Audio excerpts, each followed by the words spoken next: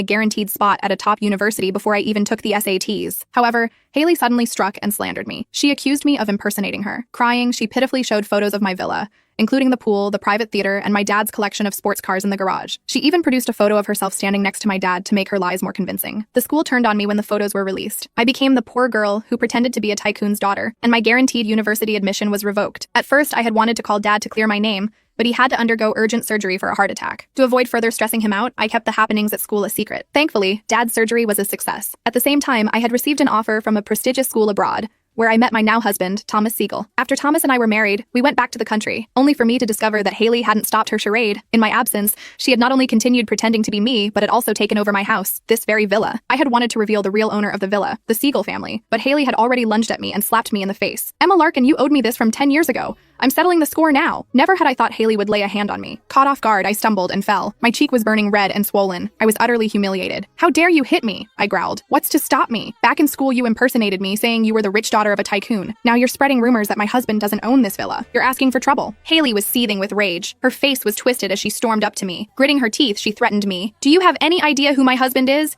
He's Joel Baumer, the CEO of Novolux Group. What makes you think you have the right to question him? At her words, a few of her lackeys sneered at me with disdain. Did you hear that? Haley's husband is Joel Baumer, the CEO of Novolux Group. That company is worth billions. Only a rich girl like Haley could marry into such a powerful family. Not some pathetic liar like you, Emma. Emma, you shameless fibber. You impersonated Haley in school, and you're now spreading lies about Haley at her wedding. Apologize to Haley right now for looking down on her, or don't blame us for getting rough with you. Don't waste time with this lowlife. Emma, you've crossed the future wife of the Novolux Group CEO. Girls, let's teach her a lesson for Haley. With that, they charged at me. They yanked my hair and slapped me across the face. The sting from the slap was immediate. I was stunned, but they weren't done. They shoved me to the ground. They cursed me, kicked me, and tore at my clothes and bag. Pain coursed through my body and my rage boiled over. I shouted, "Stop! This villa is mine! Get out!" Taken aback, they paused for a moment before bursting into laughter. Their voices dripped with mockery. Looks like Ms. Vane is acting up again. This time, she's not pretending to be a rich girl, but she's claiming to own the villa. Ha ha ha ha ha.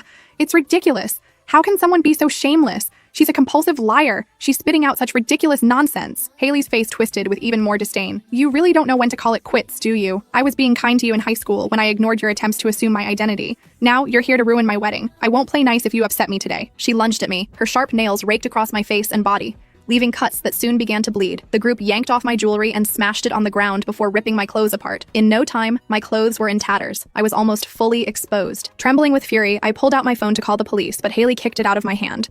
I said through clenched teeth, "Enough. This villa is mine. If you don't believe me, get the butler to bring the property deed." They all froze for a moment. Just then, a car could be heard outside and someone shouted, "Haley, the butler is here." Haley's face changed, and I let out a sigh of relief.